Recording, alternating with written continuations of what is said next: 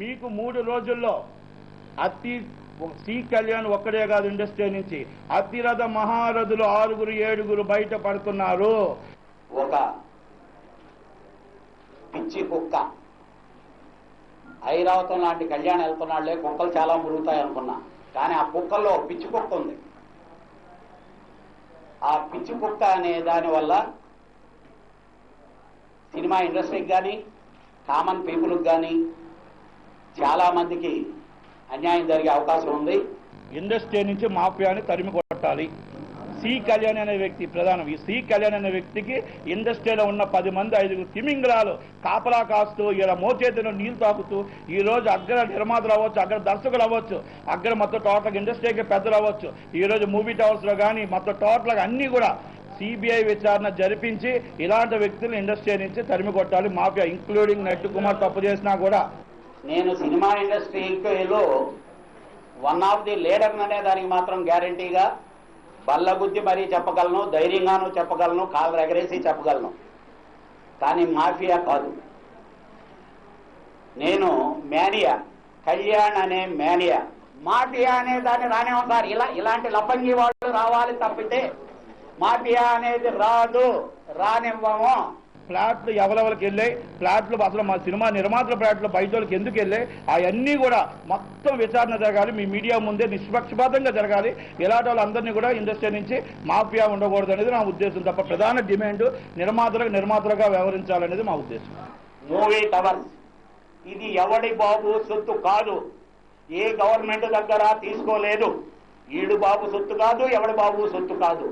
మేమందరం 320 మంది నిర్మాతలమి, మాకు మేము డబ్బులు వేసుకొని మేము ఒక సొసైటీగా ఫామ్ అయ్యి నిర్మాతలకి అనేది ఒక గూడు ఉండాలి, అందరూ కలిసి ఒక దగ్గర ఉండాలని ఏ స్టేట్లోనూ, ఆంధ్రప్రదేశ్ కాదు కదా ఎంటైర్ భారతదేశంలో ఎక్కడా చేయనటువంటి ఒక వినూతమైన ప్రయోగం. ఆ ప్రయోగం నాతోనే పుట్టింది. దానికి నాంది పలికిన వాడిని నేను. దాంట్లో నాకు 100 ఇళ్ళు ఉన్నాయని చెప్పని వారు చెప్పడం జరిగింది. 100 ఇళ్ళు నాకుంటే అది ఏ గవర్నమెంట్ దగ్గర మేము దోచుకుంది కాదు. ఆ ఇళ్ళు మాయే అయితే, ఆ 100 ఇళ్ళు మాయే అయితే నా సోటి మెంబర్లందరికీ నేను ఇచ్చేదానికి రెడీ. అతనికి ఎలాంటి ఆధారాలున్నా ఆధారరహిత వ్యాఖ్యలు చేయటం అతను మానుకుంటాడని దీని తర్వాత గ్యారెంటీగా మానుకుంటాడు. ఆయనకు ధైర్యం ఉంటే రికార్డ్స్తో నేను ప్రూవ్ చేస్తా ఆయన చేసినవన్నీ. ఆయనకు ధైర్యం లేకపోతే ఆయన ధైర్యం ఉంటే రికార్డ్స్ నేను ప్రూవ్ చేస్తా. లేదా ఆయనకు ధైర్యం ఉంటే నా రికార్డ్స్ అని ప్రూవ్ చేయమనండి. నేను ఇక్కడ ఒకటే అంటున్నా, సుందర్ అనే వ్యక్తి నేను ఎవరో పెట్టారు, నేను సిబిసిఐ పెట్టాలని ఒకటే చెప్పా.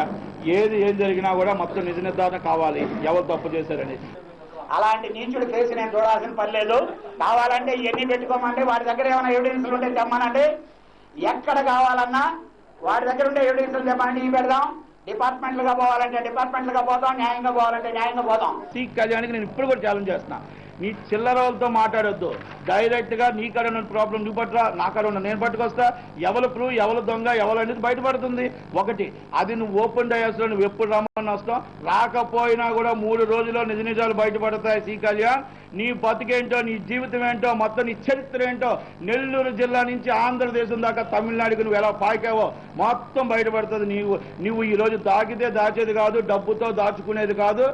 నట్టి కుమార్ అనేవాడు నా ల్యాబ్లోకి అడుగు పెట్టిన వల్ల, ఎందుకంటే వాడు దొంగ సంతకాలు, దొంగ ఇది. వాడి జీవితంలో వాడు నా ల్యాబ్లో అడుగు పెట్టింది 2 సార్లు.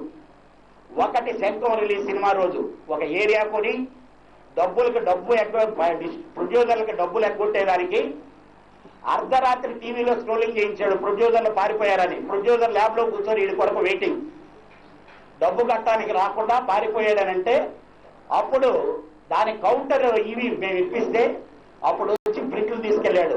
పోలీస్ స్టేషన్ కంప్లైంట్ ఇవ్వడం, నేను ఒక కంప్లైంట్ ఇచ్చిన తర్వాత కూడా పట్టించుకోలేని నాదుడు లేడు. ఈ రోజు పట్టించుకోలేదు కాబట్టి ఒక ఇంతమంది రౌడీ షీటర్స్ వచ్చి బెదిరించి ఆయుధాలతో వచ్చి నా మీద కూర్చొని చంపేస్తానంటే కూడా బెదిరించి చేయలేని పరిస్థితి. ఈ రోజు సెటిల్మెంట్లు చేస్తుంది ఎవరు కాదు, మళ్ళీ వీళ్ళందరినీ డాన్ చేస్తుంది ఈ పోలీసులు కాదని అడుగుతున్నా. వాడి టైం బాగలేక కళ్యాణ్తో పెట్టుకున్నాడు. వాడి జీవిత చరిత్ర మొత్తం విత్ ఎవిడెన్స్ ఇవ్వండి. ఈ కుప్పలు ఉన్నాయి. ఇవన్నీ అందరికీ ఒక బుక్ లాగా వేసి అందరికీ ఇది చేసి అందరి మనుషుల్ని మీడియా ముందుకు తీసుకొస్తా త్వరలో.